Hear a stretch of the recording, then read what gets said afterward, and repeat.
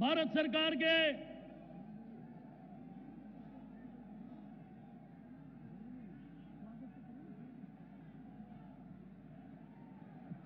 भारत माता की, भारत माता की।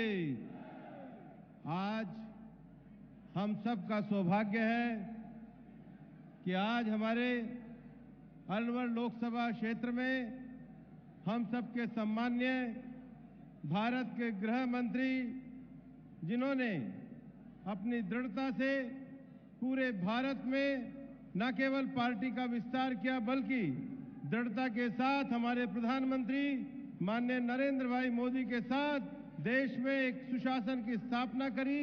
माननीय अमित शाह जी, एक बार जोरदार तालियां बजा करके हम सब स्वागत करते हैं। सम्मानित मंच, सम्मानीय अमित भाई, यह पूरी हमारी अलवर लोकसभा क्षेत्र के लोग लगभग 4 घंटे से आपका इंतजार कर रहे हैं। अलवर लोकसभा क्षेत्र के 2 जिलों में अलवर और कोटपुतली का बहरोड और ये खैरतल जिला अलवर के व्यापारियों का एक विशिष्ट जिला रहा है। मुंडावर की इस धरती पर, खैरतल की इस जिला की भूमि पर और बाबा भर्तृहरि की तप स्थली पर आपका हृदय से बहुत बहुत हम लोग स्वागत करते हैं। आज पूरा देश मोदी जी की गारंटी पर पूरी तरीके से एकजुट होकर के साथ चलने को तैयार है। माननीय अमित भाई, ये क्षेत्र आज आपको सुनने को और आज आपके द्वारा इस क्षेत्र में नए विकास के विषय, इस क्षेत्र के पानी के विषय को आपको सुनने को पूरी तरीके से तैयार है। मैं आपसे आग्रह करता हूं कि आप हम सबको संबोधित करें। हम सबको माननीय अमित शाह जी संबोधित करेंगे। भारत माता के, भारत माता के।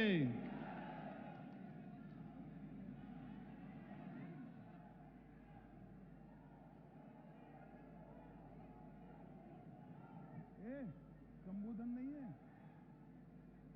संबोधन की लिस्ट नहीं है, संबोधन की लिस्ट मंच की।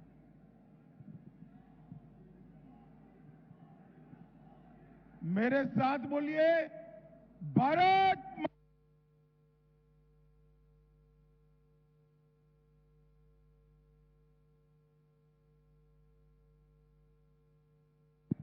ये क्या हो गया माइक को? हेलो हेलो, मेरे एक बंद है। मेरे साथ बोलिए, भारत माता की। क्यों भाई, क्या हो गया है अलवर वालों की आवाज को? ये भूपेंद्र यादव को जिताकर भेजना है या नहीं भेजना है? 400 पार करनी है या नहीं करनी है? मोदी जी को तीसरी बार प्रधानमंत्री बनाना है या नहीं बनाना है? तो भले आदमी ऐसी आवाज नहीं चलती। मेरे साथ दोनों हाथ उठाइए, उठाइए दोनों हाथ, विजय के संकल्प की मुट्ठी बींचिए और प्रचंड आवाज से बोलिए, भारत माता की, भारत माता की। जय श्री राम, जय जय श्री राम। मंच पर उपस्थित हमारे लोकप्रिय प्रत्याशी श्रीमान भूपेंद्र यादव जी, राजस्थान के सह प्रभारी और मेरे मित्र श्री प्रवेश वर्मा जी, महंत बाबा बालकनाथ जी, श्री सुरेश रावत जी, श्री संजय शर्मा जी, डॉक्टर जसवंत यादव जी, श्री लक्ष्मीकांत भारद्वाज जी, श्री संजय नरूका जी, रोशन सैनी जी, उम्मेद भाया जी, श्री अशोक गुप्ता जी, डॉक्टर करण सिंह यादव जी और आज अलवर की इस सभा में आए हुए प्यारे भाइयों, बहनों, माताओं, और मेरे जिगर के टुकड़े जैसे युवा मित्रों, आप सभी को नमस्कार। भाई और बहनों, जब मैं यहां आया हूं तब सबसे पहले भगवान भर्तृहरि जी को नमन कर मेरी बात की शुरुआत करना चाहता हूं। बाबा नीलकंठ महादेव और नीलकंठ महादेव में विराजे हुए सभी देवी देवताओं को भी प्रणाम कर मेरी बात की शुरुआत करना चाहता हूं। बाबा मोहनदास जी, श्री शीतलदास जी, संतदास जी और महाराज खेतानाथ जी को भी प्रणाम कर मेरी बात की शुरुआत करना चाहता हूं। मित्रों, आज मैं यहां आया हूं तब कुछ ही दिनों के बाद चुनाव होने वाला है और ये वीर भूमि है।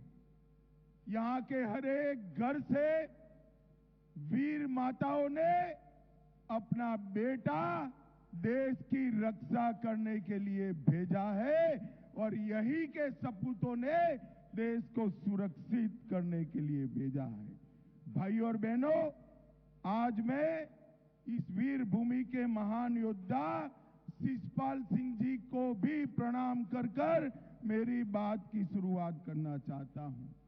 ये जो वीर भूमि है, इसके जवानों को और वीर माताओं को, वीरांगनाओं को मैं कहने आया हूं, 40 साल से कांग्रेस पार्टी ने 1 रैंक 1 पेंशन का वादा किया था इंदिरा जी के जमाने से, मगर उसको पूरा नहीं किया था। आपने 2014 में मोदी जी को प्रधानमंत्री बनाया। मोदी जी ने 2015 में ही 1 रैंक 1 पेंशन का वादा पूरा कर सारे हमारे जवानों के परिवारों का सम्मान करने का काम किया। मित्रों, आज मेरे मित्र और भाजपा के कद्दावर नेता भूपेंद्र यादव जी के प्रचार में मैं आया हूं।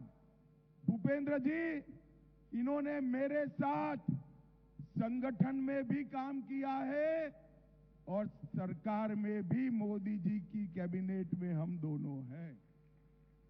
यहां बहुत सारी माताएं हैं, घर में एक मटकी लेने जाते हैं तो बरोबर उस पर टकोरा लगाकर देखते हैं, पक्की है या कच्ची, देखते हैं या नहीं देखते हैं? भाई जरा बोलो तो, देखते हैं या नहीं देखते हैं? तो 150-200 रुपयों की मटकी को टकोरा लगाते हैं। लोकसभा में प्रत्याशी भेजना है, टकोरा लगाकर भेजना। भाई और बहनों, ये मटकी को, ये भूपेंद्र जी को, ये प्रत्याशी को टकोरा लगाने की जरूरत नहीं है। मैं आपको गारंटी देने आया हूं, एक क्षेत्र को भूपेंद्र यादव सबसे विकसित क्षेत्र बनाएंगे। भाई और बहनों, मैंने उनको जब वो नामांकन भर रहे थे, शुभकामना के लिए फोन किया। बड़ा पक्का व्यापारी है, वैसे तो यादव है मगर बनियों से भी पक्का है। उसने मुझे कहा, भाई साहब, शुभकामना से नहीं चलेगा, खैरथल का विकास होगा तभी मैं नामांकन कर जीत कर आऊंगा। अब चुनने से पहले ही अपने मत क्षेत्र की चिंता करे, ऐसे लोगों को बहुत बड़े बहुमत से चुनकर भेजिए। इस क्षेत्र को हरा भरा करने में इनकी बड़ी भूमिका रहने वाली है। भाई और बहनों, ये चुनाव है मोदी जी को तीसरी बार प्रधानमंत्री बनाने का। मोदी जी को तीसरी बार प्रधानमंत्री बनाना है जब मैं कहता हूं, तब वैसे ही नहीं कहता हूं। 10 साल में मोदी जी ने असंभव दिखते हुए कई सारे काम किए हैं। 10 साल का मोदी जी के पास रिकॉर्ड है और 25 साल का मोदी जी के पास प्लानिंग है, इसलिए मोदी जी को चुनना है। भाई और बहनों, मुझे बताओ, मुझे एक बार आप लोग जोर से बताना, अयोध्या में राम मंदिर बनना चाहिए था या नहीं बनना चाहिए था? जोर से बोलो, बनना चाहिए था या नहीं बनना चाहिए था? 70 साल तक ये कांग्रेस पार्टी राम मंदिर को लटकाती रही, भटकाती रही, अटकाती रही, राम मंदिर नहीं बना।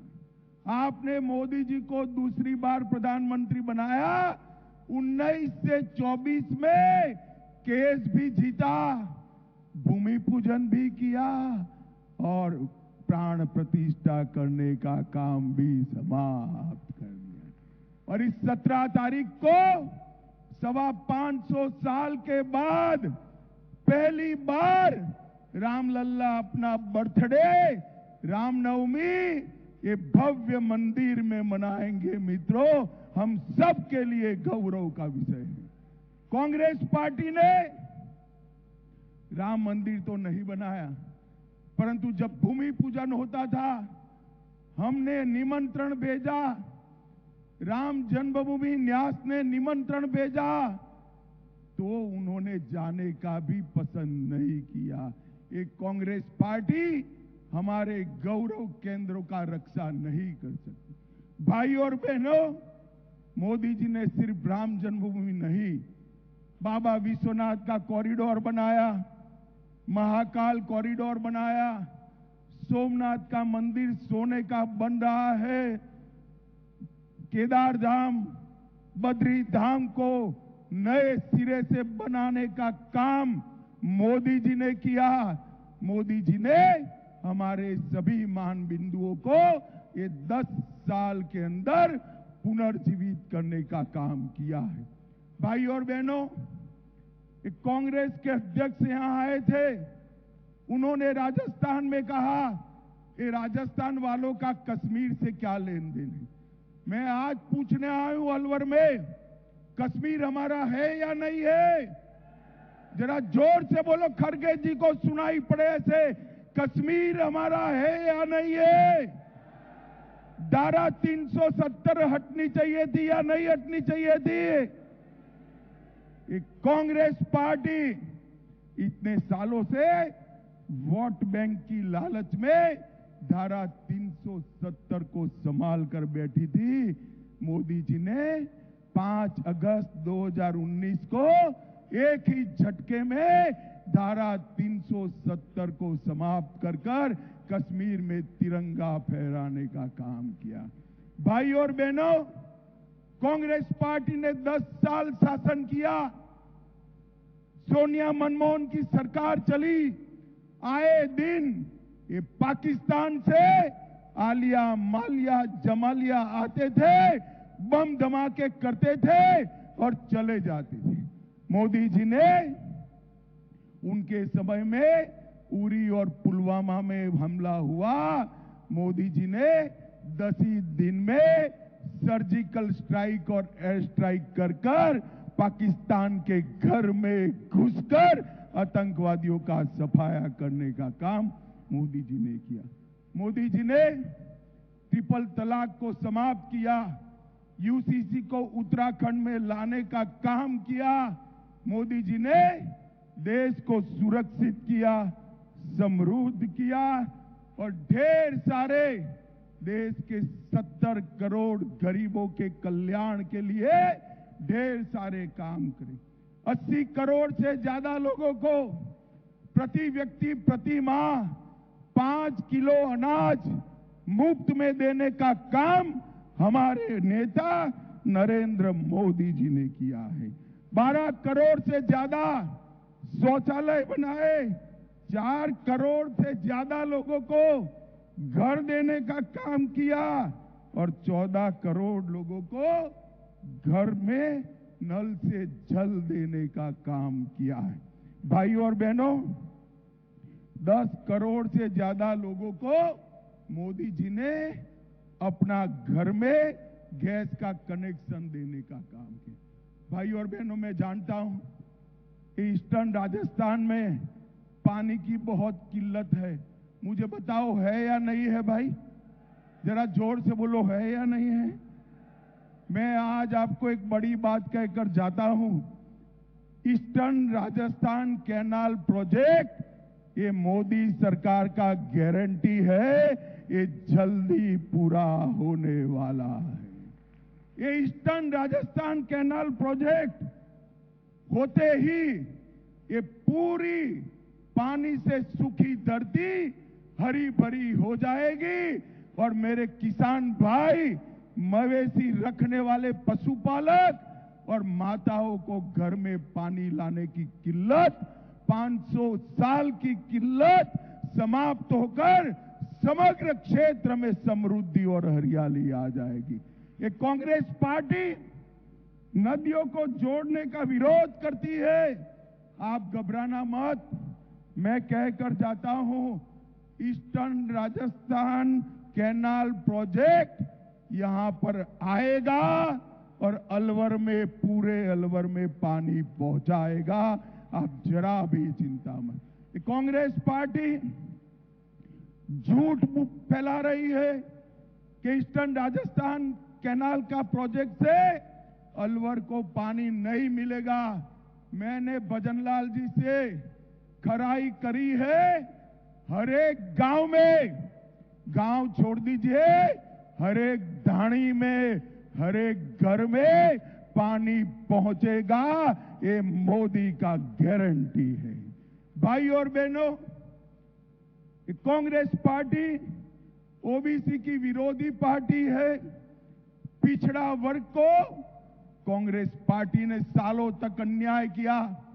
काका साहेब कालेलकर रिपोर्ट को दबाकर रखा, मंडल कमीशन के रिपोर्ट को दबाकर रखा। मोदी जी ने आकर ओबीसी कमीशन को संवैधानिक मान्यता देने का काम नरेंद्र मोदी जी ने किया। केंद्र के सारे दाखलों में 27% रिजर्वेशन ओबीसी समाज को देने का काम नरेंद्र मोदी जी ने किया है। और मैं आपको बताता हूं, मेरे साथ जोर से ताली अब बजाना, हमारे देश को समग्र दुनिया में हमारा नाम रोशन करने वाले स्वयं मोदी जी, वो खुद ओबीसी समाज से आते हैं और 27 से ज्यादा ओबीसी मंत्री आज मोदी जी की कैबिनेट में। भाई और बहनों, राजस्थान में भारतीय जनता पार्टी की सरकार ने महिलाओं को सुरक्षित करना, तुष्टीकरण को समाप्त करना, इस दिशा में आगे बढ़े हैं। मोदी जी ने बेटी बचाओ बेटी पढ़ाओ का अभियान लिया है। इसके कारण बेटियों के जन्म दर में भी वृद्धि हुई है और बेटियों की पढ़ाई लिखाई भी बढ़ी है। परंतु कांग्रेस एक ही नारा लेकर चली है। एक और मोदी जी कहते हैं बेटी बचाओ बेटी पढ़ाओ, कांग्रेस कहती है बेटा बचाओ पीएम बनाओ। सोनिया जी का पूरा ध्यान राहुल बाबा को पीएम बना के में है, आपके बेटा बेटियों में नहीं है। ये राहुल बाबा एक ऐसा यान है जो 20 बार लॉन्च हुआ मगर हर बार लॉन्चिंग फेल गई है। करते करते करते ऐसी स्थिति आई गई कि राहुल बाबा को लॉन्च करते करते कांग्रेस पार्टी पूरी आज लॉन्च नहीं हो पा रही है। मोदी जी ने इसको आगे बढ़ाने का काम किया है।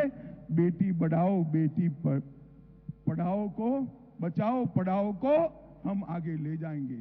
भाई और बहनों, मैं जब यहां पर आया हूं तब एक बात स्पष्ट कर देना चाहता हूं। ये कांग्रेस पार्टी गलतफहमी फैला रही है, विशेषकर दलित और आदिवासी भाइयों में, कि भारतीय जनता पार्टी आरक्षण समाप्त करने वाली है। मेरी बात ध्यान से सुनो। आरक्षण चाहे दलितों का हो, आदिवासियों का हो या पिछड़ा वर्ग का, भारतीय जनता पार्टी इसका समर्थन करती है। हम ना आरक्षण समाप्त करेंगे ना किसी को समाप्त करने देंगे। ये कांग्रेस पार्टी झूठी बातें फैलाकर लोगों को गुमराह करने की बात करती है। मोदी जी स्वयं आरक्षण के सबसे बड़े समर्थक हैं।